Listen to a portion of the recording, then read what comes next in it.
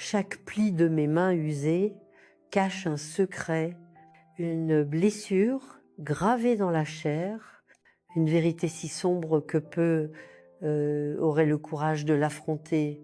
Mais aujourd'hui, je refuse de me taire plus longtemps, car le silence est une cage qui emprisonne les victimes et libère les monstres. Bonjour à vous, mes âmes bienveillantes. Je suis Cécile Rodrigue, 87 Ans, née dans l'ombre d'un village perdu de l'Aveyron.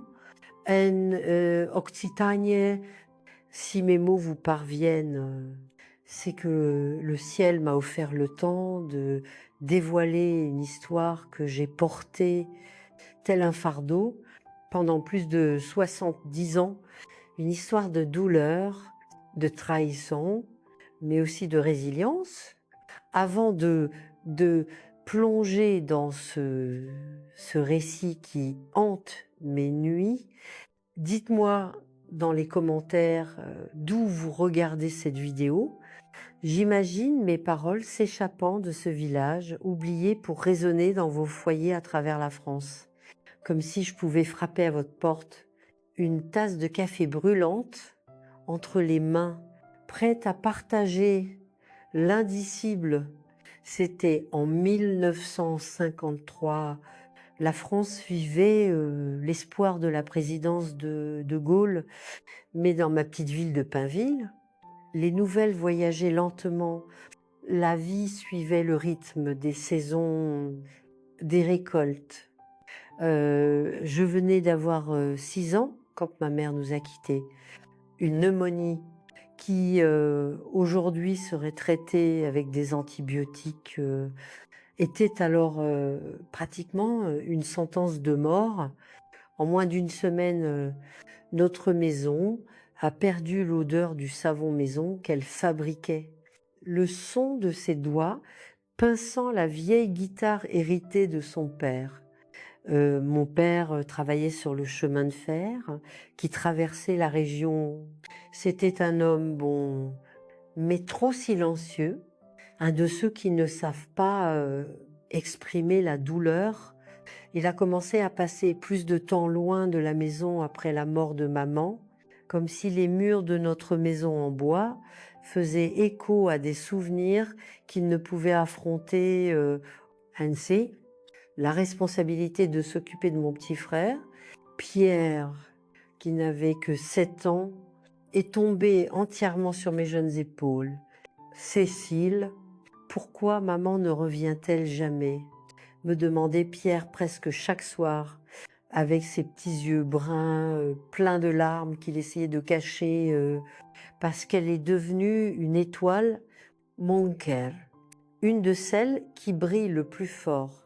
Étais-je tout ce que je pouvais dire, tout en brossant ses cheveux bouclés avant de dormir, comme notre mère le faisait ces premiers mois. Nous nous sommes débrouillés comme nous pouvions.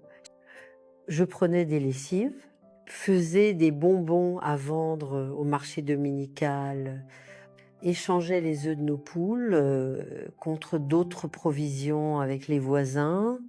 La nuit, quand Pierre dormait, je pleurais en silence, le visage enfoui dans l'oreiller, qui portait encore l'odeur de maman. J'étais juste une fille essayant de ne pas être engloutie par les responsabilités d'adulte. C'était par un après-midi mois d'octobre que tout a changé. Le train a sifflé plus tôt que d'habitude, annonçant l'arrivée de mon père par la fenêtre.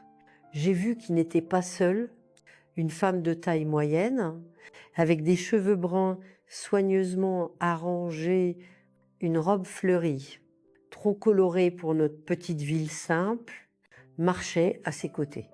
Son rouge à lèvres rouge mettait encore plus en valeur son large sourire. Cécile, Pierre, venez rencontrer Gertrude. Elle va être votre nouvelle mère, annonça mon père, juste et comme ça, sans préparation, sans conversation préalable. Il présenta la femme qui allait changer nos vies pour toujours. Je restais paralysée dans l'embrasure de la porte, hochant simplement la tête. Pierre, caché derrière mes jupes, observait l'étrangère qui serait désormais partie de notre famille. Gertrude s'approcha, son parfum fort de jasmin envahissant notre espace, caressa mes cheveux. Enfin, j'aurai la fille dont j'ai toujours rêvé, dit-elle.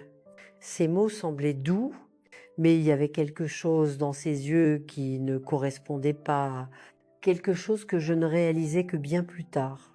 Quand il était déjà trop tard, les premières semaines furent comme un rêve après des mois de cauchemar. La maison eut de nouveaux rideaux. L'odeur de la nourriture chaude remplit à nouveau les pièces. Même des fleurs fraîches ornaient la table à manger le dimanche. Gertrude semblait déterminée à conquérir mon père. Moi, et surtout Pierre, qui fut rapidement enchanté par les histoires incroyables qu'elle racontait avant le coucher, peut être pensaïch. En la regardant faire le pain de maïs que Pierre aimait tant peu, pouvons-nous être heureux à nouveau? Et pendant un bref moment, je crus sincèrement que Dieu avait envoyé un ange pour guérir nos blessures. Si vous appréciez cette histoire, mettez un petit cœur, abonnez-vous à la chaîne. Cela nourrit cette vieille femme de savoir que ses souvenirs peuvent toucher des cœurs là-dehors, peut être aider quelqu'un qui traverse quelque chose de similaire aujourd'hui. Mon père souriait à nouveau petit à petit. Il recommença à jouer de l'accordéon le samedi soir, chose qu'il n'avait pas faite depuis avant la maladie de maman. Les gens en ville commentaient combien il semblait rajeuni, combien nous avions de la chance d'avoir Gertrude dans nos vies. Une sainte, disait-il à l'église le dimanche, mais il y avait des moments de brefs instants où je surprenais des expressions sur son visage qui me causaient un malaise inexplicable. Comme quand Pierre renversa accidentellement une tasse à thé antique, un cadeau qu'elle disait avoir reçu de sa grand-mère. Pendant une seconde, son visage se transforma en un masque de fureur avant de se recomposer rapidement en un sourire forcé. « Ce n'est pas grave, mon ange, les accidents arrivent, dit-elle. » Mais ses yeux racontaient une autre histoire. Un après-midi, environ 3 mois après son arrivée, j'aidais à ranger ses affaires dans la chambre. Mon père avait insisté pour qu'elle utilise la pièce de couture de maman pour stocker ses affaires personnelles en organisant un tiroir d'écharpe, des gants. Je trouvais une vieille photographie cachée parmi les tissus. C'était Gertrude, beaucoup plus jeune, à côté d'un homme qui n'était pas mon père. Les deux enlaçaient une fille, à peu près de l'âge de Pierre, intrigué. Je retournai la photo, lus l'inscription. Frank, Gertrude et Clara.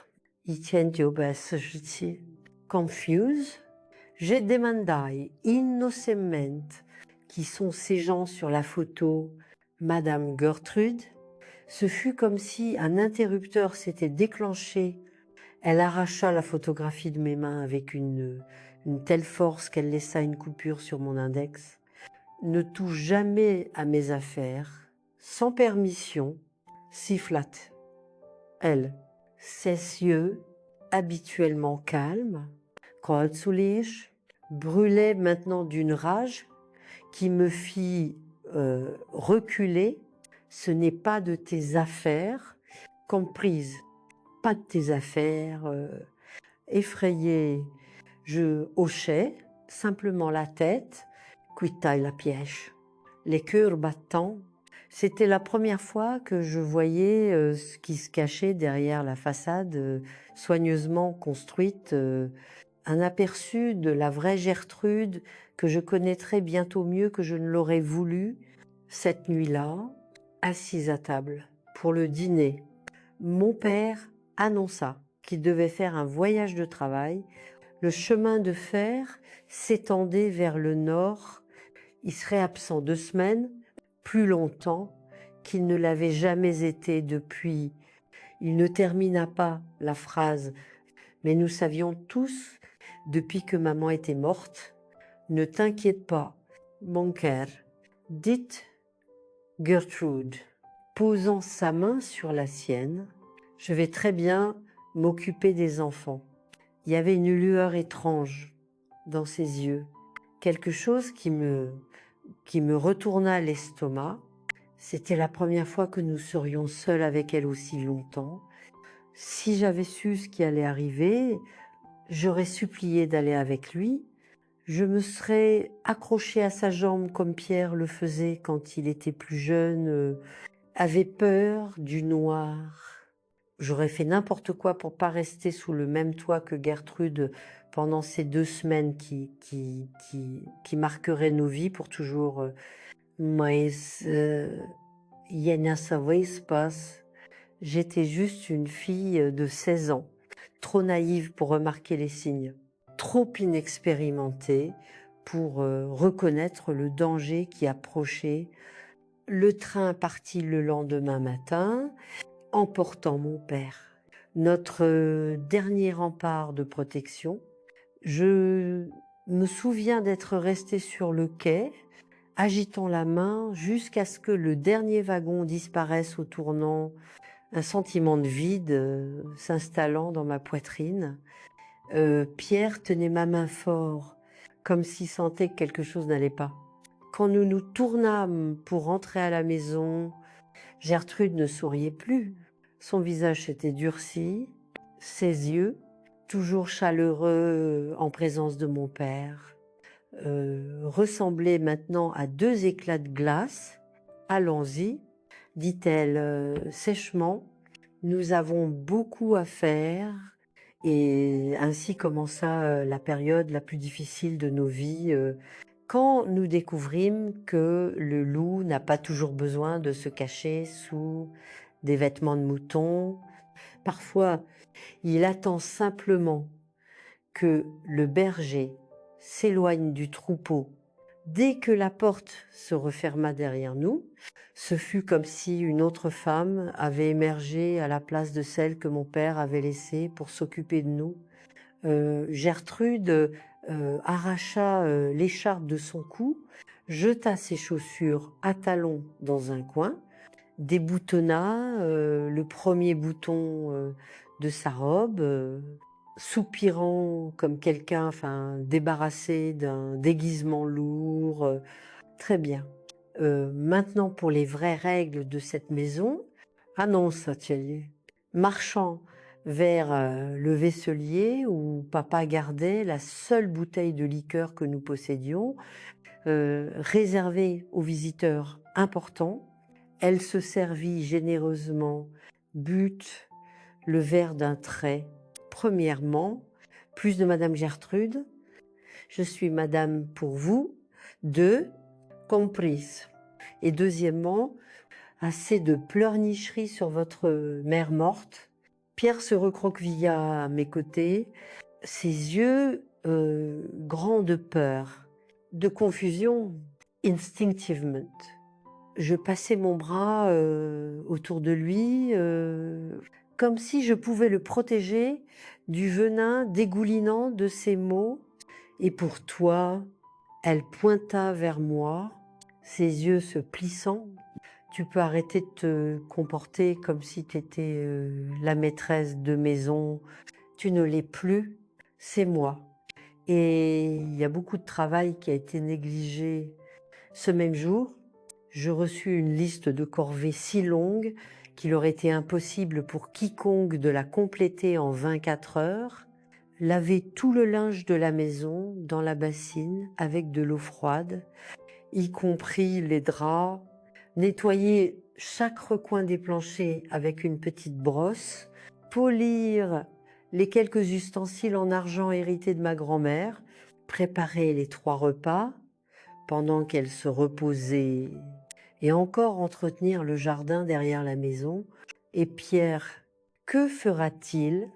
Demandai-je, essayant de garder une voix stable. Gertrude sourit, un sourire qui n'atteignait pas ses yeux. Pierre aura ses propres tâches, ne t'inquiète pas.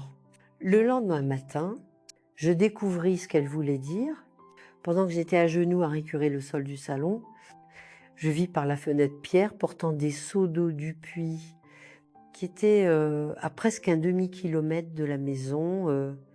Les seaux étaient presque de sa taille. L'eau débordait, trempait son short. Ses jambes maigres tremblaient sous l'effort. Mais chaque fois qu'il s'arrêtait pour se reposer, Gertrude frappait des mains depuis le porche. Plus vite, petit, la citerne ne se remplira pas toute seule. Je courus dehors, mes mains encore humides de mon travail. Il est trop petit pour porter autant de poids. Il va se faire mal au dos. La gifle arriva si vite que je n'eus pas le temps de l'esquiver. La paume de sa main laissa une marque brûlante sur ma joue. Retourne à l'intérieur, finisse ton travail. Ou préférais-tu que je dise à ton père à quel point tu as été rebelle quand il m'a appelé hier soir? C'était le premier mensonge de nombreux. Mon père n'avait aucun moyen d'appeler la ville la plus proche avec un téléphone, était à des kilomètres. Mais à ce moment, la possibilité qu'il découvre que nous causions des problèmes à sa nouvelle femme me terrifiait. Il était enfin heureux à nouveau. Comment pourrions-nous ruiner cela? Et ainsi, les jours s'éternisèrent. Du matin au soir, nous travaillions sous l'œil vigilant de Gertrude pendant que je lavais, cuisinais. Nettoyais. Pierre était envoyé à des tâches de plus en plus difficiles, couper du bois avec une hache qui pesait plus que ses bras. Nettoyer le poulailler, respirer cette poussière qui faisait couler ses yeux pendant des heures, grimper sur l'arbre le plus haut de la cour pour cueillir les fruits les plus mûrs. Il va tomber, se faire mal, suppliai-je un après-midi, voyant mon frère précairement équilibré sur une branche fine d'un arbre à kakis. Eh bien, peut-être apprendra-t-il à être plus prudent, répondit-elle, sans détourner les yeux du magazine qu'elle feuilletait, confortablement assise dans le fauteuil à bascule qui avait été celui de ma mère. Les repas devinrent un autre tourment. Gertrude mangeait d'abord seule la meilleure partie de tout ce que je préparais. Ensuite, Pierre et moi pouvions nous servir de ce qui restait, ce qui n'était jamais assez pour 2 enfants en croissance. Plus d'une fois, je divisais ma portion avec Pierre quand je le voyais regarder son assiette presque vide avec faim. La nuit, quand nous retirions enfin épuisés, Pierre commença à apparaître dans ma chambre, tremblant de froid ou de peur. Parfois les deux, puis-je dormir ici? Si, murmurait-il. Ses yeux brillants de larmes non versées. Il y a des bruits étranges dans ma chambre. Je savais que c'était pas les bruits qui l'effrayaient, mais la certitude que, à l'aube, un autre tour d'humiliation, de travail forcé, commencerait dans le confort de mon lit étroit. Je le tenais, fredonnais doucement les chansons que notre mère chantait, comme « O Susanna »,« Amazing Grace », jusqu'à ce que sa respiration devienne régulière, vaincu par l'épuisement, mes amis de toute la France. Si vous suivez cette histoire depuis un fauteuil confortable ou en faisant une autre activité, je veux que vous sachiez que chaque mot que je partage ici est comme une pierre que j'ai portée pendant des décennies, que je peux poser. Dites-moi dans les commentaires si vous avez déjà dû protéger quelqu'un que vous aimiez, même quand vous aviez vous-même besoin de protection. Cela me donnerait de la force pour continuer. Le 5e jour de ce cauchemar, Gertrude annonça qu'elle devait aller dans la ville voisine, rendre visite à une cousine, qu'elle serait absente tout l'après-midi. Ce fut la première bouffée d'air que nous avions.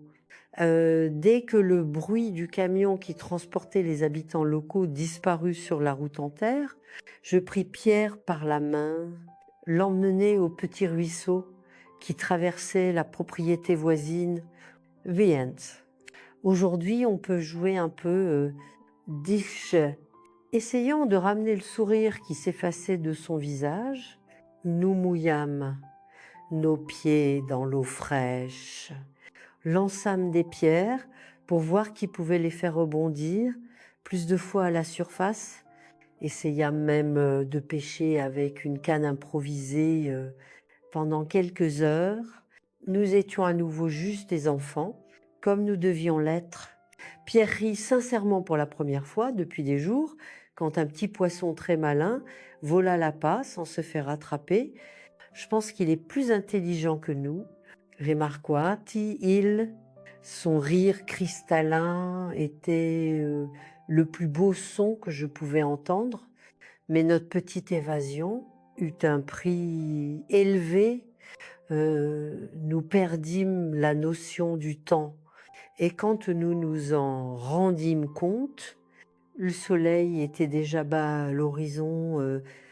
Nous courûmes à la maison pour trouver Gertrude déjà là, nous attendant sur le porche, les bras croisés, le visage tordu dans une expression que j'avais appris à craindre. Où étiez-vous demanda-t-elle, la voix dangereusement calme. Nous avons fini toutes les corvées, commençai-je à expliquer, mais elle leva la main, me faisant taire. Je n'ai pas demandé ce que vous avez fait. J'ai demandé où vous étiez. Pierre, tremblant à mes côtés, tenait ma main fort. Nous sommes allés au ruisseau. Madame, répondit-il, presque dans un murmure. Le silence qui suivit était pire que n'importe quel cri. Gertrude nous fixa longuement, comme un serpent observant sa proie avant de frapper Enfin. Avec un calme étudié, elle pointa l'intérieur de la maison. Cécile, va préparer le dîner. Pierre, viens avec moi à la remise. Nous devons parler d'obéissance. Quelque chose en moi s'alarma. Puis-je venir aussi demanda-je rapidement, sentant Pierre serrer ma main plus fort.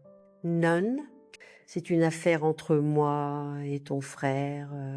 Va faire ce que je t'ai dit. À contre-cœur, j'ai lequé la main de Pierre. Ses yeux me suppliaient de ne pas le laisser, mais que pouvais-je faire de plus? Si nous désobéissions encore, nous ne ferions qu'aggraver la situation. Du moins, c'est ce que je pensais naïvement à l'époque. J'allais à la cuisine, les cœurs battants, par la fenêtre. Je vis les deux marcher vers la petite remise à outils qui se dressait à quelques mètres de la maison principale. La porte se referma derrière eux. Je sentis mon estomac se retourner d'anxiété. J'essayais de me concentrer sur l'allumage du poêle à bois, commençait à préparer une soupe avec les quelques légumes qu'il nous restait dans le garde-manger, mais mes oreilles étaient alertes à tous en venant de l'extérieur pendant plus d'une demi-heure. Rien d'autre que le crépitement du feu, le chant occasionnel d'un cardinal qui avait fait son nid sous les avant-toits de la maison. Quand la porte de la remise s'ouvrit enfin, Pierre sortit en premier, marchant étrangement raide, même de loin. Je remarquai qu'il gardait ses bras étendus sur les côtés, évitant de les laisser toucher quoi que ce soit. Gertrude venait juste derrière lui, portant quelque chose qu'elle glissa rapidement dans la poche de son tablier dès qu'elle réalisa que je regardais. Pendant le dîner, Pierre toucha à peine sa nourriture. Il s'assit au bord de sa chaise, tressaillait chaque fois que Gertrude faisait un mouvement brusque. Quand j'essayais de croiser son regard, il détourna les yeux, fixant obstinément son assiette, comme si toutes les réponses à nos problèmes étaient là. Plus tard, quand tout le monde s'était retiré, Pierre ne vint pas dans ma chambre comme d'habitude. Inquiète, j'attendis que Gertrude éteigne la lumière de sa chambre, allai dans la petite pièce au bout du couloir où dormait mon frère. Je frappai doucement, mais il n'y eut pas de réponse. J'ouvris la porte quand même. Pierre était allongé face contre le lit, encore habillé. Quand je m'approchai, touchai son épaule, il étouffa un gémissement de douleur. Cette prochaine partie peut être la plus douloureuse à partager. Si vous trouvez une valeur à mon histoire, prenez un moment pour vous abonner, mettre un petit cœur sur cette vidéo, savoir que ces souvenirs pourraient aider quelqu'un d'autre et ce qui me donne le courage de continuer. Qu'a-t-elle fait? Murmuraige, la peur et la colère se mêlant dans ma voix lentement, avec des mouvements prudents. Pierre souleva sa chemise. Même dans la faible lumière, éclairée seulement par la lune entrant par la petite fenêtre, je pouvais voir les marques rouges qui traversaient son dos en ligne parallèle, des marques de baguette assez anciennes pour ne plus saigner, assez récentes pour faire gonfler la peau fragile. Quelque chose en moi se brisa à ce moment, une rage que je ne savais pas exister éclata avec une telle force que je dus mordre ma lèvre jusqu'à goûter le goût métallique du sang pour ne pas crier. C'était en 1953 dans la campagne de l'Aveyron, où les enfants recevaient régulièrement des fessées éducatives. Mais ceci était différent. C'était une cruauté délibérée, un plaisir à causer de la douleur. Elle a dit que c'est notre secret, murmura Pierre à travers des larmes silencieuses. Elle a dit que si je le disais à quelqu'un, surtout à toi ou à papa, elle m'enverrait dans un internat où il frappe beaucoup plus fort, serrant mon frère, avec tout le soin de ne pas appuyer sur ses blessures. Je fis une promesse silencieuse. Gertrude ne le toucherait plus jamais. Je trouverai un moyen de le protéger, même si cela signifiait affronter le démon en robe fleurie qui avait envahi nos vies. Le lendemain matin, je commençais à développer ce que j'appelais le système de protection, un plan silencieux que je ne savais pas, alors finirait par nous sauver de manière que je n'aurais jamais pu imaginer. Ce matin-là, je me réveillais avant même le premier chant du coq, avec une clarté que je n'avais jamais ressentie auparavant. En regardant le ciel encore sombre par la fenêtre, je savais que je devais agir. Je n'étais plus une fille effrayée. J'étais la seule protection que mon frère avait dans ce monde, assise au bord du lit. Je traçais mentalement mon plan. Je devais être intelligente, plus astucieuse que Gertrude, La confronter directement ne ferait qu'aggraver la situation. Surtout pour Pierre, l'horloge au mur indiquait 4h30 du matin. J'avais encore au moins 1 heure avant que Gertrude ne se réveille. Silenciosement, je longeais le couloir en bois, évitant les planches qui grinçaient jusqu'à la chambre de Pierre. Il dormait agité, sa respiration encore irrégulière à cause de la douleur. Je m'assis à côté de lui, touchai légèrement son épaule. « Pierre, murmurai-je, nous devons parler avant qu'elle ne se réveille. » Ses yeux s'ouvrirent instantanément, ce regard alerte de quelqu'un qui a appris à dormir avec une oreille attentive au danger. Je l'aidai à s'asseoir prudemment. « Je vais te protéger, mais nous devons être malins, » expliquai-je à voix basse. J'ai créé un système pour nous. D'abord, reste toujours là où je peux te voir. Si tu ne peux pas me voir, reste là où tu peux m'entendre. J'expliquais notre nouveau code. Un sifflement court signifiait attention. Elle arrivait. 2 sifflements rapides signifiaient cache-toi. Et un sifflement long indiquait tout va bien, tu peux revenir.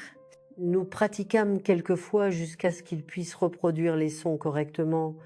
Et surtout, continuai-je. Ne sois jamais seul avec elle. Si elle te dit d'aller quelque part, dis que tu dois d'abord aller aux toilettes. Viens me le dire. Pierre hocha la tête, ses yeux révélant un mélange de peur, de confiance. C'est y regarde. De quelqu'un si petit plaçant tout son espoir en moi, renforça encore plus ma détermination.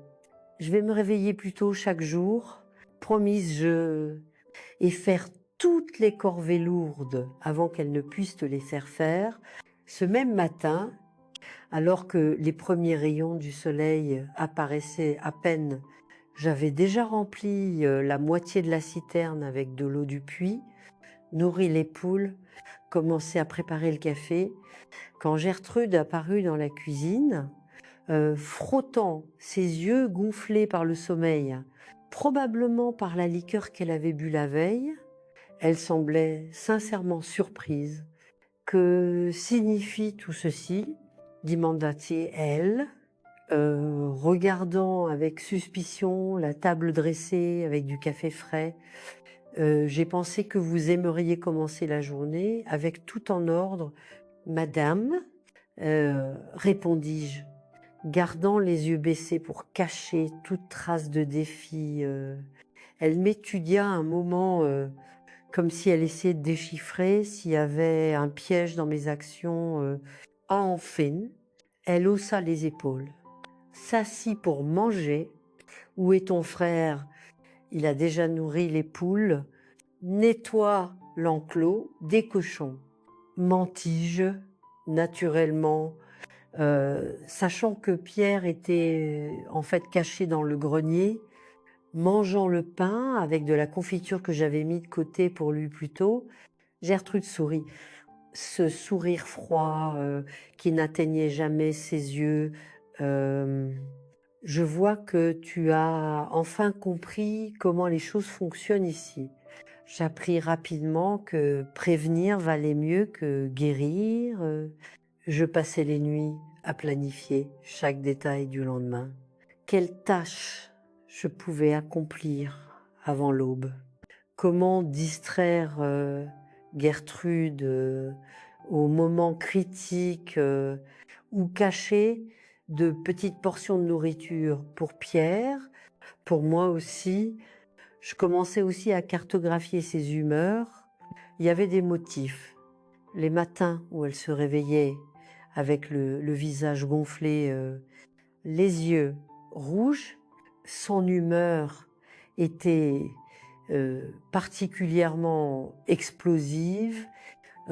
Ces jours-là, je créais de petites distractions, renverser accidentellement un peu de farine sur le sol à nettoyer, pendant que Pierre se glissait dehors dans la cour, ou mentionner que j'avais vu un rat dans le garde-manger, sachant que sa peur des rongeurs la tiendrait éloignée pendant des heures.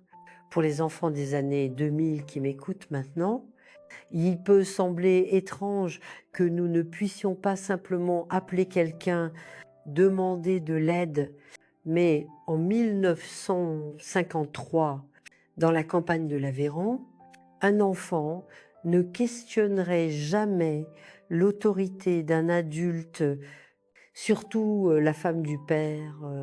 Les voisins les plus proches étaient à des kilomètres, et même alors, les problèmes familiaux étaient des affaires privées où personne n'osait s'immiscer. Si vous regardez depuis quelque part en France, laissez dans les commentaires quelle serait votre stratégie dans cette situation.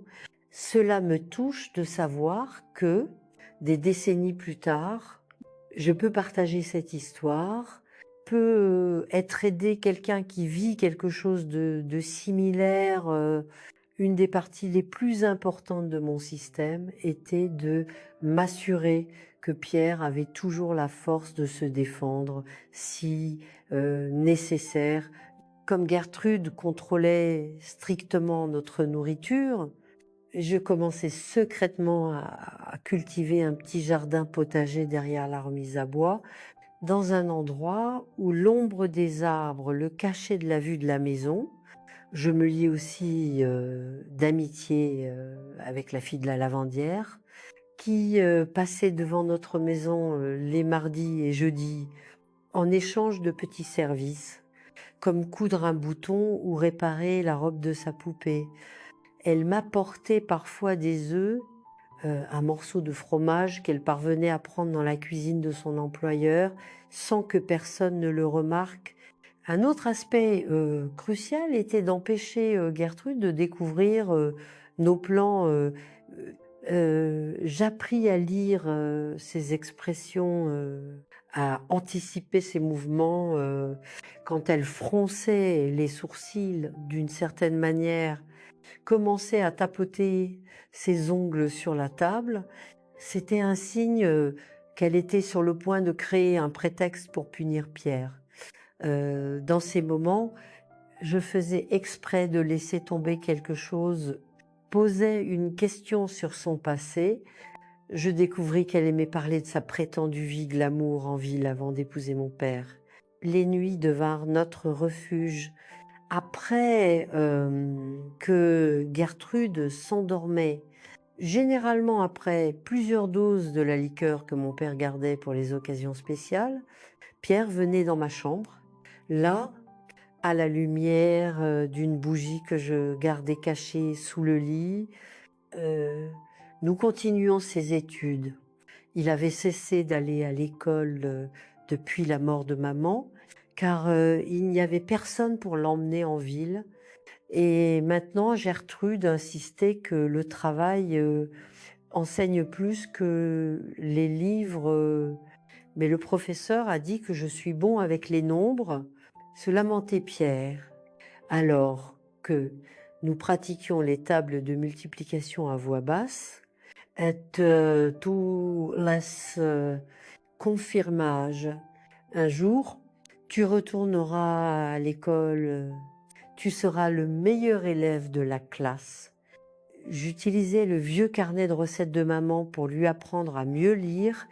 Chaque ingrédient, chaque instruction devenait une leçon de français. Pour les mathématiques, nous utilisions les haricots que je cachais dans mes poches pendant le tri, avant la cuisson. La science, nous l'apprenions en observant les plantes poussant dans notre jardin secret. Et l'histoire, je la racontais à travers les histoires que maman m'avait apprises. Mais tous les jours, nous ne pouvions pas éviter complètement la fureur de Gertrude par un après-midi particulièrement chaud où l'air semblait trop lourd. Pour respirer, elle découvrit que j'avais gardé un morceau de gâteau du petit déjeuner pour le donner à Pierre plus tard. C'est ainsi que tu me remercies, cria-t-elle, son visage tordu de rage. Voler de la nourriture, ce n'est pas voler, argumentai-je, essayant de rester calme. J'ai juste gardé un peu pour plus tard, quand il aura faim, après avoir travaillé au soleil. La gifle que je reçus fut si forte que je vacillai en arrière, manquant de tomber. Le goût métallique du sang remplit ma bouche, là où ma dent avait coupé l'intérieur de ma joue. Tu penses que tu es si intelligente, siffla-t-elle, rapprochant son visage du mien. Tu penses que je ne vois pas ce que tu fais, essayant de me faire passer pour la méchante pour que ton père m'abandonne comme tous les autres. Ce tous les autres résonna dans mon esprit, qui étaient ces autres, l'homme sur la photographie, la fille qui ressemblait à Pierre. Je ne sais pas de quoi tu parles, répondis-je, gardant un ton respectueux malgré la colère qui bouillait en moi. Je sais très bien que tu écris des lettres à ton père derrière mon dos, accusa-t-elle.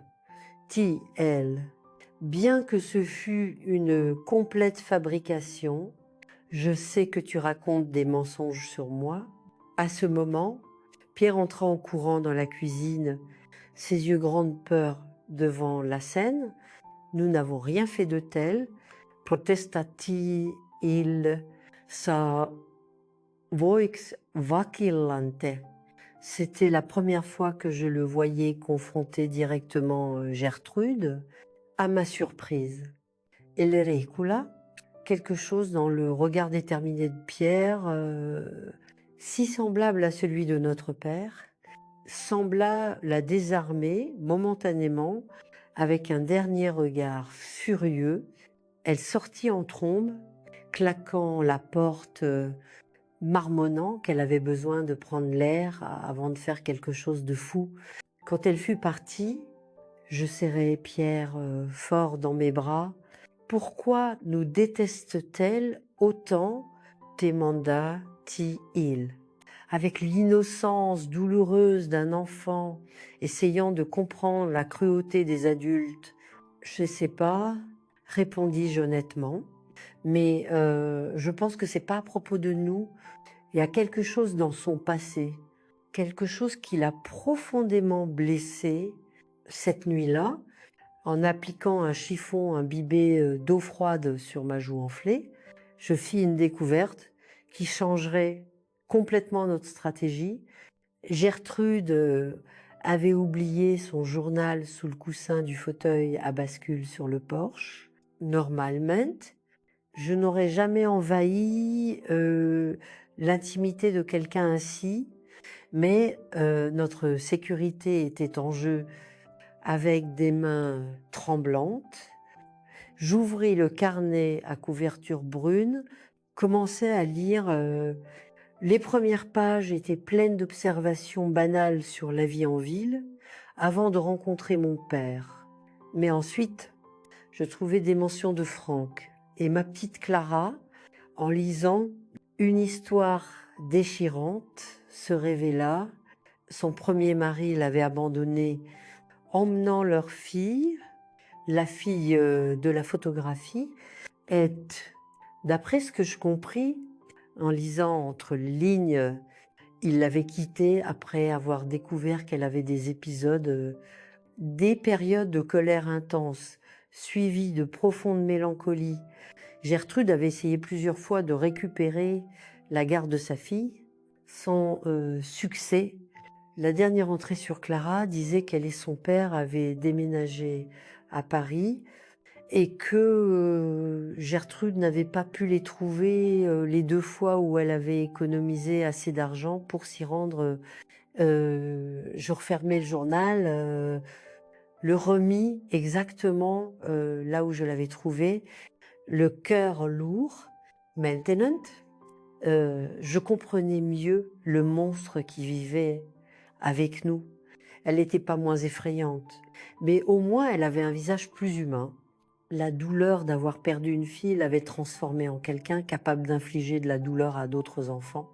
Cette découverte ne justifiait pas ses actes, mais elle me donna un nouvel outil pour notre système de protection, la connaissance. Le lendemain matin, je plaçais discrètement une fleur sur la table du petit déjeuner. Une petite marguerite sauvage. Quand Gertrude la questionna, je répondis simplement « Maman disait qu'une fleur égaye n'importe quelle pièce. J'ai pensé que ça pourrait ramener de bons souvenirs. Je vis quelque chose changer dans ses yeux pendant un bref instant. Un éclat d'humanité qui apparaissait rarement. Elle ne me remercia pas, mais ne jeta pas la fleur non plus, la plaçant dans un verre avec de l'eau. À partir de ce jour, j'inclus dans notre système de petits gestes calculés pour toucher ce qui restait d'humanité en elle, non par compassion, mais par stratégie. Je mentionnais nonchalamment combien ce serait bien si un jour Pierre avait une grande sœur à admirer, sachant que cela toucherait la blessure ouverte de sa fille perdue, où je demandais si elle pouvait m'apprendre à faire le pain de maïs spécial qu'elle avait mentionné une fois quand elle était de bonne humeur. Ces petits actes ne transformèrent pas Gertrude en une personne aimante, mais ils y créèrent de petits moments de trêve que nous utilisions pour respirer, pour rassembler des forces. C'était comme danser avec un serpent dangereux, épuisant, mais nécessaire pour survivre. Pendant presque une semaine, notre système fonctionna raisonnablement bien. Je me réveillais avant l'aube, accomplissais les tâches les plus lourdes, protégeais Pierre, essayais de garder Gertrude distraite ou suffisamment satisfaite pour ne pas passer ses frustrations sur nous. Mais ensuite, la veille du retour de mon père, tout changea. Le plan que j'avais si soigneusement construit s'effondra en une seule nuit pluvieuse. La nuit qui serait connue entre nous simplement comme la nuit de la fièvre. La tempête commença tard dans l'après-midi, une de celles qui transformaient le ciel en plomb, faisait danser violemment les arbres, les éclairs traversaient l'horizon à des intervalles de plus en plus courts, le grondement du tonnerre faisait trembler les fenêtres de notre maison dans leur cadre. Ce sera une nuit difficile, commenta Gertrude, observant par la fenêtre les nuages sombres s'amonceler. Votre père devrait arriver demain. Si le train peut passer avec toute cette pluie, je ressentis une pointe d'espoir. Juste une nuit de plus.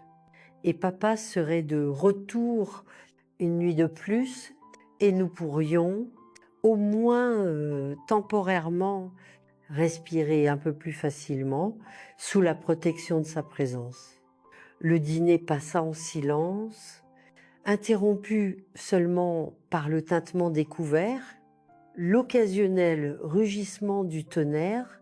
Pierre toucha à peine sa nourriture, poussant les haricots et le riz sur son assiette sans enthousiasme. Je remarquai que son visage était rouge, plus que normal, mais je l'attribuais à la chaleur moite qui précédait la tempête.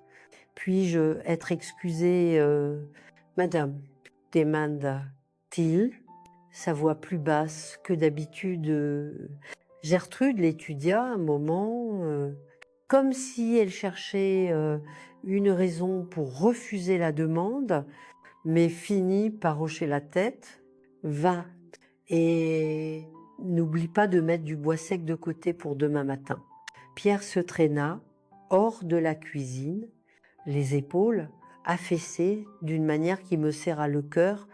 Je finis de laver la vaisselle rapidement, anxieuse de vérifier son état. Quand je pus enfin aller dans sa chambre, la pluie tombait déjà en rideau dense, frappant le toit avec force. Je frappais légèrement à la porte, pas de réponse. Y entrai lentament, le trouvai déjà au lit, enveloppé dans des couvertures malgré la chaleur. Pierre, appelai-je doucement, m'approchant. Quand je touchai son front, reculai d'alarme. Il brûlait de fièvre. Je me sens étrange. Si, murmura-t-il, ses yeux vitreux fixés sur le plafond. Tout fait mal. Je m'assis au bord du lit, écartai les cheveux humides de son front, le cœur battant de panique en réalisant combien il était chaud. En 20,953. Dans la campagne de l'Aveyron, une forte fièvre n'était pas à prendre à la légère, sans antibiotiques facilement disponibles, sans hôpital à proximité. Une simple grippe pouvait se transformer en pneumonie en quelques jours. Comme beaucoup d'entre vous qui regardez savent, surtout les plus âgés, à cette époque, nous comptions sur des remèdes maison, ceux transmis de mère à fille. Dites-moi dans les commentaires si votre famille avait aussi ces vieilles recettes pour faire baisser la fièvre, car j'en utilisais une cette nuit-là, apprise de ma mère. Je vais chercher quelque chose pour t'aider, ne t'inquiète pas. Murmurai-je, sorti silencieusement de la pièce, prenant soin de ne pas alerter Gertrude. Dans la cuisine, je préparais une tisane de feuilles d'oranger avec du miel, un des remèdes que maman utilisait toujours quand nous avions de la fièvre. Je pris aussi un seau d'eau froide, des chiffons propres pour des compresses. En passant par le salon, je vis Gertrude endormie dans le fauteuil. Un verre de liqueur vide sur la petite table à côté d'elle. Au moins cela jouait en notre faveur. Je retournai dans la chambre de Pierre, commençai à administrer les soins, décompresser froide sur son front, ses aisselles pour faire baisser la température, une tisane chaude pour hydrater. Pendant presque 1 heure, cela semblait fonctionner. Sa peau se rafraîchit un peu. Il parvint même à somnoler brièvement, mais vers 22 heures, la fièvre revint avec une force redoublée. Pierre commença à délirer, prononçant des phrases décousues, appelant notre mère. Ses lèvres étaient sèches, craquelées. Sa respiration, auparavant régulière, venait maintenant par à-coups. Je compris avec une terreur croissante que les remèdes maison ne suffiraient pas. Nous avions besoin d'une aide professionnelle. Le seul médecin de la région vivait en ville, à 19 kilomètres. Avec la tempête, l'obscurité, il serait impossible d'y aller à pied. Nous n'avions ni cheval, ni autre moyen de transport. Il n'y avait qu'une option. Gertrude devait savoir, le cœur lourd. Je retournai au salon où elle dormait encore, l'expression de son visage étonnamment paisible dans le sommeil. Presque maternelle, une ironie cruelle. Vu sa vigilance éveillée, Madame appelait, touchant légèrement son épaule. « Madame, il faut que je vous parle. » Elle se réveilla en sursaut, ses yeux désorientés un moment avant de se fixer sur moi avec leur froideur habituelle. « Que veux-tu à cette heure ? C'est Pierre. Il est très malade, avec une forte fièvre. Nous avons besoin d'un médecin. Gertrude s'ajusta dans le fauteuil, soupirant d'impatience. C'est juste une fièvre d'enfant. Donne-lui une tisane. Il ira mieux demain matin. J'ai déjà essayé ça. La fièvre continue de monter. Il délire. S'il vous plaît, nous devons chercher de l'aide, quelque chose dans ma voix, du communiquer, la gravité de la situation. Careye se leva, me suivit dans la chambre de Pierre, voyant son état, seul, visage rouge, tordu, son petit corps tremblant sous les couvertures, malgré la chaleur, ses yeux entr'ouverts, sans focus, son expression change. Ton père me tuerait s'il arrivait quelque chose au garçon. Murmura-t-elle, plus pour elle-même que pour moi, puis redressant les épaules, il est impossible d'aller chercher le médecin avec cette tempête. Nous devrons nous occuper de lui jusqu'à l'aube. C'est à ce moment que Pierre eut une crise. Son petit corps s'arqua sur le lit. Ses yeux se révulsèrent. Un gémissement aigu s'échappa de ses lèvres. C'était la chose la plus terrifiante que j'avais jamais vue. « Mon Dieu !» s'exclama Gertrude, reculante. « Fais quelque chose. » criai, oubliant toute la prudence, la soumission forcée des derniers jours. Il pourrait mourir. À ce moment critique, quelque chose d'inattendu se produisit. Gertrude sembla se transformer sous mes yeux. Le masque d'indifférence tomba, remplacé par une expression de détermination presque professionnelle. Enlève ces couvertures. Nous devons faire baisser cette fièvre immédiatement, ordonna-t-elle, retroussant ses manches. Apporte plus d'eau froide, des serviettes propres et, si tu l'as, la bouteille d'alcool du garde-manger.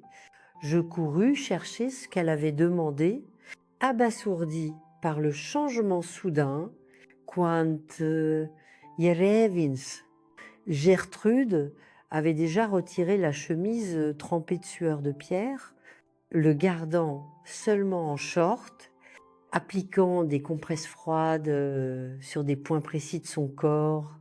Que Aiselles Ein, ma mère était sage-femme, expliqua-t-elle, sans que je demande, alors qu'elle mélangeait de l'alcool avec de l'eau dans une bassine. J'ai vu beaucoup d'enfants avec de fortes fièvres. Il faut empêcher une autre crise à tout prix. Pendant les heures suivantes, nous travaillâmes côte à côte dans un silence tendu, changeant les compresses toutes les quelques minutes. Gertrude démontra une connaissance surprenante des soins médicaux à domicile. Elle prépara une infusion d'herbes qu'elle gardait au fond de sa valise, quelque chose qu'elle disait avoir appris d'un guérisseur amérindien des années auparavant. « Ouvre-lui la bouche doucement », ordonna-t-elle, tenant une cuillère avec le liquide sombre. « Tes amer mai saider ». La tempête continuait dehors, comme si le ciel lui-même était en guerre, mais dans cette petite pièce, une trêve silencieuse s'était établie. Je vis Gertrude masser les jambes de Pierre quand il avait des crampes, murmurer des mots de réconfort à son oreille. Quand il appelait notre mère, Clara avait des fièvres comme celle-ci, dit-elle soudain, vers 3 heures du matin, quand la pluie commença enfin à diminuer. Ma fille, elle a failli mourir une nuit comme celle-ci. Je ne répondis pas, craignant de briser le fragile moment de vulnérabilité.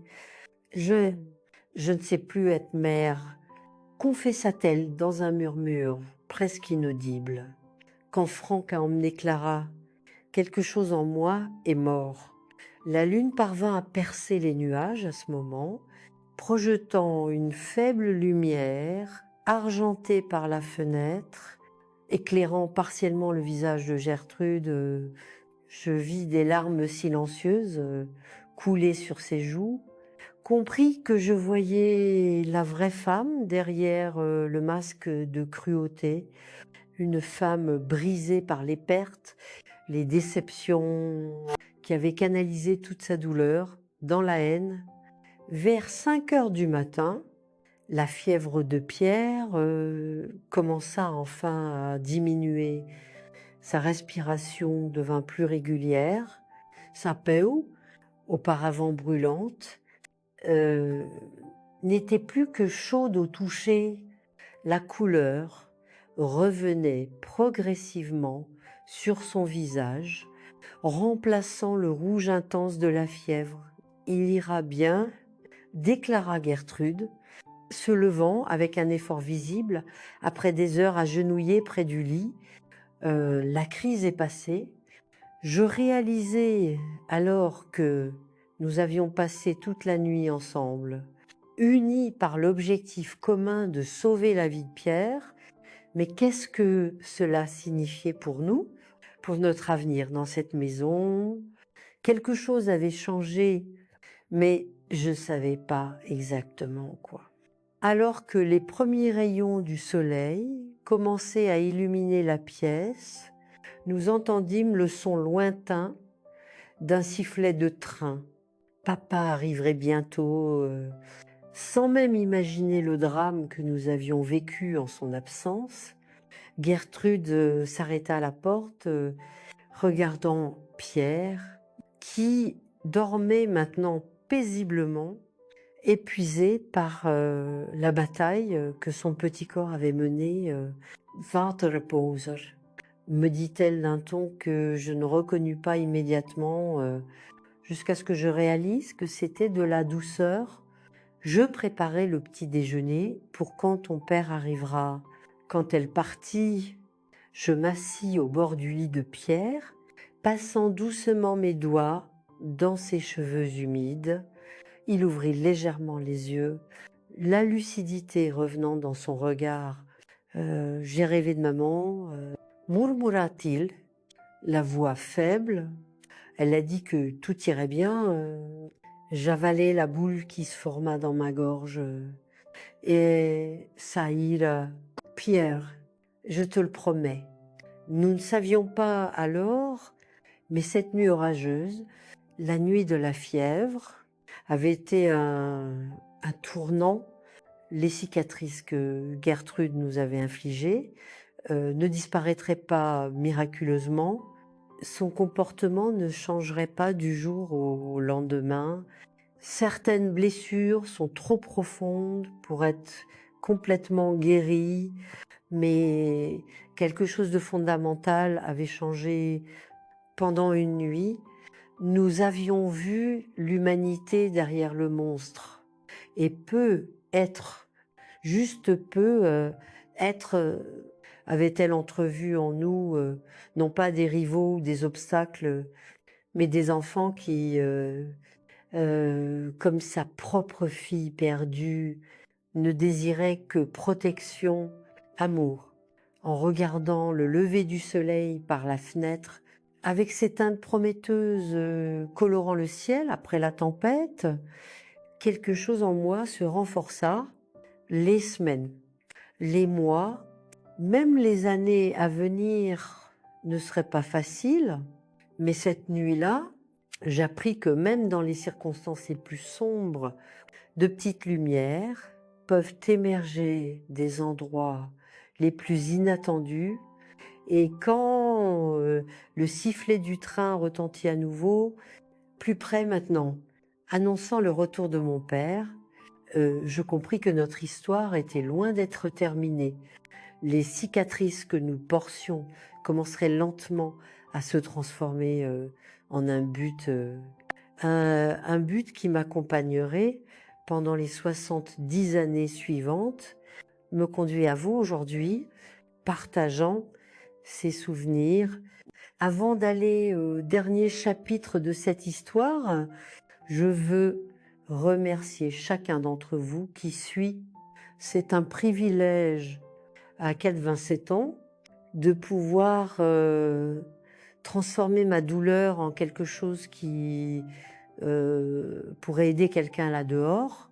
Partager cette vidéo avec quelqu'un que vous pensez avoir besoin d'entendre ce message d'espoir au milieu des ténèbres. Mettez aussi un petit cœur sur cette vidéo. Abonnez-vous à la chaîne. Ciao, Maïde Boujou. Le train arriva ponctuellement à 7 heures du matin depuis le porche. Je vis papa descendre avec sa valise en cuir usé, son visage s'illuminant à la vue de notre maison, ce sourire sincère, si rare depuis le départ de maman, fit monter des larmes à mes yeux. Il n'avait aucune idée de ce que nous avions vécu pendant ces 2 semaines d'absence.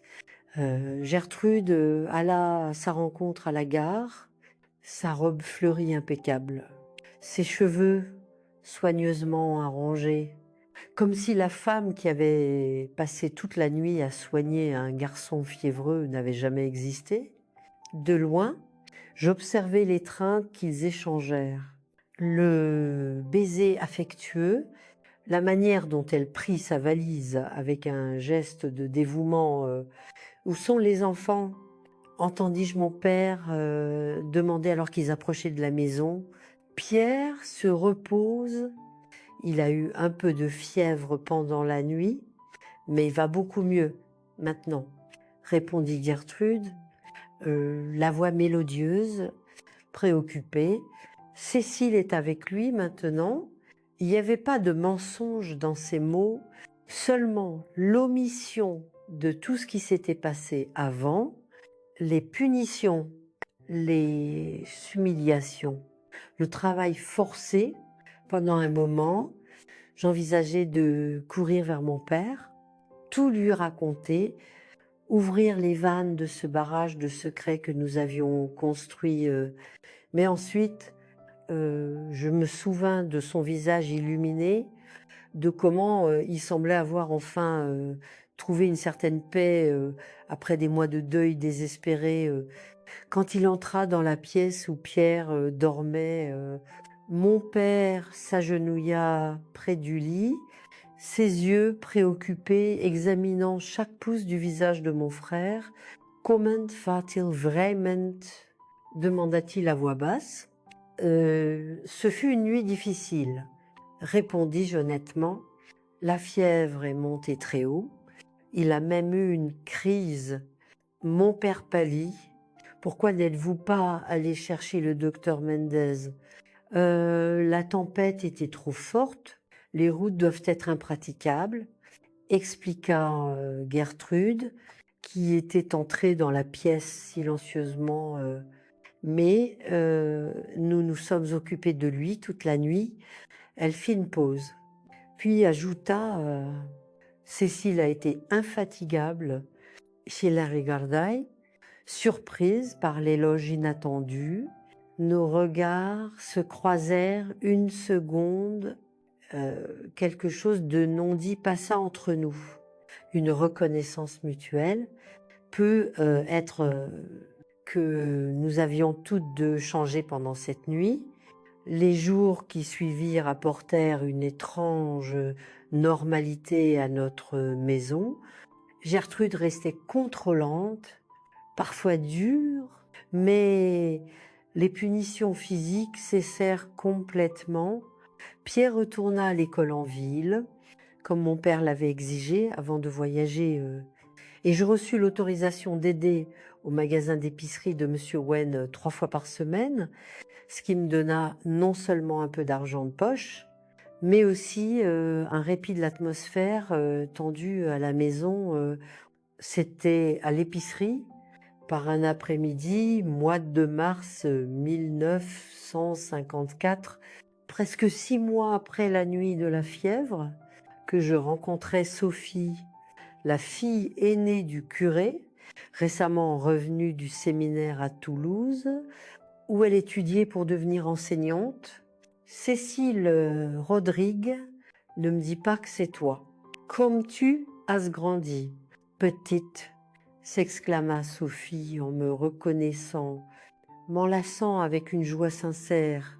Sophie était 7 ans plus âgée que moi, mais nous avions été voisines quand nous étions petites, avant que sa famille ne déménage au presbytère, au centre de la ville. Nous parlâmes pendant presque 1 heure pendant qu'elle attendait que Monsieur Wen sépare les commandes pour la fête de l'église. « Et comment va ta vie depuis que ta belle-mère est arrivée ?» demanda-t-elle, baissant la voix. « Papa a mentionné que ton père semble très heureux avec ce nouveau mariage. » J'hésitais, incertaine de combien révéler. Sophie remarqua ma réticence, serra doucement ma main. Les murs des maisons de campagne ont des oreilles, mais les mots prononcés dans l'église sont protégés par la confidentialité, dit-elle avec un sourire compréhensif. Si tu as besoin de parler, je serai à la sacristie demain après la messe de 6 heures. Cette conversation dans la sacristie, à l'ombre de l'autel, couvert de nappes en dentelle, faite par les dames de la communauté, changea ma vie pour toujours. Sophie écouta en silence alors que je déversais pour la première fois toute l'horreur de ces 2 semaines, les tâches impossibles, les punitions de Pierre, la peur constante, le système de protection que j'avais dû développer. Mais je parlais aussi de la nuit de la fièvre, de l'aperçu de l'être humain brisé derrière le masque de cruauté. « Cécile, dit Sophie, quand j'eus fini, ce que tu as fait pour protéger ton frère est extraordinaire. Peu de gens auraient cette force. » Je secouai la tête, sentant que je ne méritais pas le compliment. Que dois-je faire maintenant? Dire à mon père, il est si heureux. Sophie réfléchit un moment. Tu dois faire confiance à ton intuition, mais souviens-toi que les secrets douloureux restent rarement enfouis pour toujours. Tôt ou tard, il trouve un moyen de refaire surface. Elle avait raison, bien sûr, mais la manière dont la vérité finit par émerger était quelque chose que je n'aurais jamais pu imaginer. 3 semaines après cette conversation, en revenant de l'épicerie, je trouvais Gertrude dans la cour, agenouillée devant le petit jardin que j'avais secrètement cultivé derrière la remise. Mon cœur s'emballe.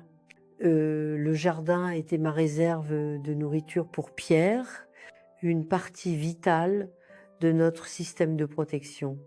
Même si sa nécessité avait diminué ces derniers mois, « Que fais-tu » demandai-je, essayant de ne pas sembler accusatrice. Gertrude s'éleva lentement, essuyant la terre de ses mains sur son tablier. Ses plants de l'écu sont mal placés. Ils reçoivent trop de soleil dans ce coin. C'était pas la réponse à laquelle je m'attendais. Tu savais pour le jardin. Elle donna un demi-sourire. Presque triste. Je sais beaucoup de choses. Cécile, je l'ai toujours su. Nous restâmes là. La douce brise faisant osciller les feuilles tendres du jardin. Le soleil de l'après-midi projetant nos ombres sur la terre humide, il y avait quelque chose de différent chez Gertrude ce jour-là. Une fragilité que je n'avais jamais remarquée auparavant. « J'ai reçu une lettre aujourd'hui, dit-elle, enfin, de Franck, mon ex-mari, et mon estomac s'est figé. Tant de temps s'était écoulé depuis que j'avais trouvé la photographie cachée Depuis que j'avais lu son journal en secret, que j'avais presque oublié cette autre vie qu'elle avait eue, Clara est morte il y a 3 mois. Mais Lenguita, sa voix était monotone, comme si elle récitait des faits sur une étrangère. Elle avait presque l'âge de Pierre. Je suis désolée, murmurai je, et fut surprise de réaliser que j'étais sincère. Gertrude hocha brièvement la tête avant de tourner le dos, de marcher vers la maison. Elle s'arrêta après quelques pas et, sans se retourner, dit: des radis pousseraient bien là, à côté des carottes, les sols est bonne. C'était la chose la plus proche d'une offre de paix que nous reçûmes. Dans les mois qui suivirent, une coexistence tendue s'établit dans notre maison. Gertrude ne se transforma jamais en la belle-mère aimante des contes de fées, mais les abus cessèrent complètement dans ces moments les plus vulnérables. Généralement, la nuit, après un verre de liqueur, elle parlait de Clara, partageant des histoires de sa fille qui semblait être un effort pour la garder vivante à travers les mots. Et j'écoutais, pas par compassion au début, mais parce que chaque histoire me donnait plus d'outils pour comprendre la femme qui était entrée dans nos vies comme un ouragan. Avec le temps, quelque chose proche de la compréhension se développa entre nous, jamais de l'amitié ou de l'affection, mais un respect mutuel né de la reconnaissance que nous portions toutes deux, une douleur profonde. En 1956, Canju 1911, Sophie revint définitivement dans notre ville pour prendre en charge l'école primaire. Avec son encouragement, je passai l'examen pour l'école normale, fut acceptée. Gertrude, étonnamment, ne s'opposa pas quand j'annonçais que je déménagerais en ville pour étudier. Tout, à son esprit vif, fut tout ce qu'elle dit. Ce serait du gâchis de ne pas l'utiliser. Les années passèrent. Je diplômai comme enseignante en 1960. Revins dans ma ville, prenant en charge le cours d'alphabétisation. Pierre, maintenant un jeune homme de 14 ans, était devenu un étudiant exemplaire, rêvant d'étudier la médecine, un rêve qu'il y réaliserait finalement, diplômé comme pédiatre en 1972 de l'université de Toulouse. Papa et Gertrude restèrent mariés jusqu'en 1968, quand il mourut d'une crise cardiaque soudaine, la nuit de la veillée. Quand tout le monde s'était déjà retiré, je trouvais Gertrude assise seule sur le porche, regardant les étoiles avec une expression de solitude absolue. Que va-t-il se passer maintenant? Demandai-je, sans vraiment attendre une réponse. Je vais retourner à Lyon, dit-elle. J'ai une sœur là-bas. Je hochai la tête, imaginant que ce serait la fin de notre connexion étrange, douloureuse. Mais avant de partir, Gertrude me tendit un paquet enveloppé dans du papier brun. Pour que tu n'oublies jamais, dit-elle énigmatiquement. J'ouvris le paquet des semaines plus tard, quand j'eus enfin le courage, trouvé son journal, rempli de nouvelles entrées que je n'avais pas lues auparavant.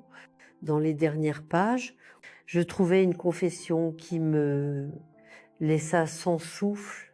Quand Joseph m'a amenée dans cette maison, je voyais en Pierre le fils que j'ai jamais eu, et en Cécile, la rivale qui pourrait détourner l'affection de mon nouveau mari. J'ai transformé ma douleur en poison et presque détruit 2 enfants innocents. Je ne mérite pas le pardon, mais peut-être un jour comprendront-ils que le monstre qu'ils ont vu n'était pas moi, c'était la douleur portant ma peau. Ces momentaires, pendant des années, ils n'apportaient pas de justification à ces actes, mais offraient une perspective que moi, dans ma jeunesse blessée, ne pouvais pas voir pleinement en 1975, à 38 ans, déjà mariée, avec 2 enfants à moi. Je reçus la nouvelle que Gertrude était morte dans une maison de retraite à Lyon. Je ressentis une émotion complexe que je ne pouvais nommer, pas de la tristesse, pas du soulagement, peut être juste la fermeture d'un chapitre douloureux qui avait façonné qui j'étais devenue. C'est cette même année que je fondais le premier refuge pour enfants maltraités dans notre région. J'utilisais l'argent de la vente de la maison de mes parents, le soutien infatigable de Sophie, qui, à ce moment-là, dirigeait l'école d'État Pierre, maintenant un médecin établi dans la capitale, revenait mensuellement pour offrir des soins gratuits à nos enfants. Pourquoi avez-vous choisi ce travail? Madame Cécile, me demanda un jeune reporter du journal local lors de l'inauguration. Qu'est-ce qui vous a motivé? Je regardais les cicatrices sur mes mains, marques laissées par des années de travail dur dans l'enfance. Souris, parce que j'ai appris que les pires cicatrices sont celles que personne ne peut voir, et j'ai aussi appris que même les personnes les plus brisées peuvent être réparées avec patience, compréhension. Au fil des années, des dizaines d'enfants passèrent par notre refuge. Certains venaient de foyers détruits par l'alcoolisme, d'autres de situations de négligence ou d'abus. Pour chacun d'eux, je regardais dans leurs yeux, voyais un peu du Pierre de 7 ans, tremblant de peur dans la remise à outils, ou de la Cécile de 16 ans, créant des stratégies désespérées pour protéger son frère. Aujourd'hui, à 87 ans, quand je regarde en arrière, je vois comment ces 2 terribles semaines en 1953 ont défini toute ma vie. Le système de protection que j'ai créé par nécessité s'est transformé en une méthodologie que j'ai formée à des dizaines d'éducateurs pour mettre en œuvre des stratégies pour reconnaître les signes d'abus, intervenir sans causer plus de dommages, reconstruire la confiance d'un enfant brisé. Tout cela est né de cette expérience douloureuse. Et quant à Gertrude, il m'a fallu des décennies pour faire la paix avec son souvenir, non pour justifier ses actes, mais pour comprendre que les personnes blessées blessent souvent les autres. La fille qui a autrefois souffert aux mains de sa belle-mère comprend maintenant que la véritable guérison ne vient que lorsque nous transformons nos cicatrices en but. Pierre est grand-père aujourd'hui, c'est ce petit enfant adolescent. Quand nous nous réunissons à des dates spéciales, parle parfois de ces jours, non plus avec une douleur aiguë, mais avec la compréhension que seul le passage du temps peut apporter. Tu m'as sauvé la vie 2 fois, dit-il toujours, une fois la nuit de la fièvre, et tous les jours quand tu m'as protégé d'elle, mes scarces. Si cette histoire a trouvé votre cœur aujourd'hui, je veux que vous sachiez que, peu importe à quel point la nuit est sombre, l'aube vient toujours. Les cicatrices que nous portons peuvent nous définir, mais elles n'ont pas à nous limiter. Elles peuvent en fait devenir notre but le plus profond, Je vous remercie sincèrement de m'avoir accompagné dans ce voyage de souvenirs.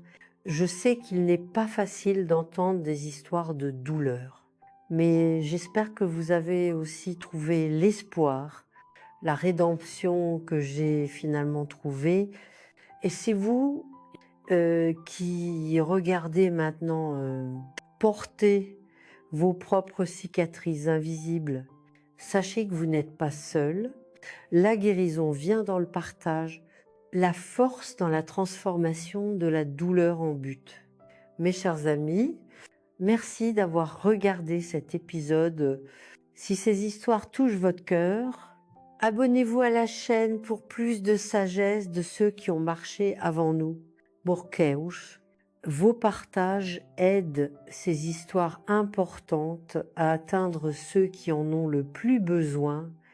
Souvenez-vous que même nos moments les plus sombres peuvent devenir la lumière qui guide les autres. Que Dieu bénisse chacun de vos chemins. Ohne Pause, un souffle